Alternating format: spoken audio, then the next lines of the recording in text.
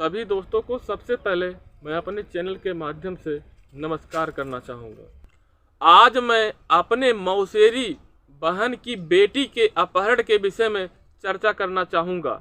मेरी मौसेरी बहन की शादी जिला जौनपुर के थाना सुजानगंज के अंतर्गत एक गांव में शादी हुआ है। मैं उस गांव का नाम इसलिए नहीं बता रहा हूं क्योंकि मेरी मौसेरी बहन का मान और सम्मान की बात है।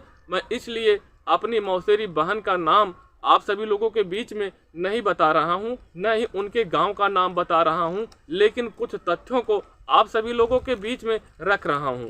मेरी मौसेरी बहन की बेटी थाना सुजानगंज के अंतर्गत सरोज विद्याशंकर महाविद्यालय में पढ़ने जाया करती थी। मेरी मौसेरी बहन की बेटी बीए थर्ड ईयर की पढ़ाई उस विद्यालय से कर रही थी और मेरी मौसेरी बहन की बेटी प्रत्येक दिन विद्यालय जाती थी और प्रत्येक दिन विद्यालय से घर वापस आती थी और 20/10/2022 को घर से पढ़ने के लिए निकली थी और घर वापस नहीं आई। और मेरी बहन अनपढ़ है और थाने में जा करके कर्मचारियों से एप्लीकेशन लिखवा करके थाने में एप्लीकेशन दिया और गुमशुदा का मुकदमा दर्ज हुआ। मैं उत्तर प्रदेश सरकार से और उत्तर प्रदेश पुलिस से यह पूछना चाहूँगा, जब मेरी मौसेरी बहन की बेटी प्रत्येक दिन पढ़ने जाती थी और प्रत्येक दिन घर वापस आती थी और परिवार के बीच में ऐसा कोई झगड़ा भी नहीं था और परिवार के लोगों को यह लग रहा है मेरी बेटी का अपहरण हुआ है, जब हमारी भांजी प्रत्येक दिन पढ़ने जाती थी और प्रत्येक दिन पढ़ करके घर वापस आती थी, ऐसे स्थिति में क्या गुमशुदा का मुकदमा दर्ज होना चाहिए या अपहरण का मुकदमा दर्ज होना चाहिए?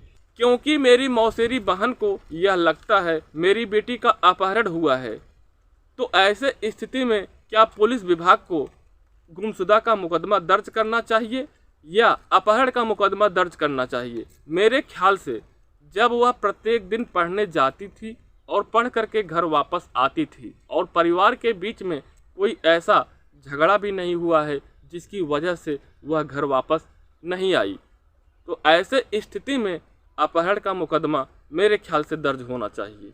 आप सभी लोगों को जो लगे उसे कमेंट बॉक्स में ज़रूर कमेंट करके बताएं। मैं अपने समस्त श्रोता बंधुओं से पूछना चाहूँगा, जब नेता विधायक और सांसद की बेटी गायब हो जाती हैं तो उत्तर प्रदेश पुलिस के पास ऐसा कौन सा तंत्र होता है उस बेटी को खोजने में 10 दिन का ही समय लगाती है।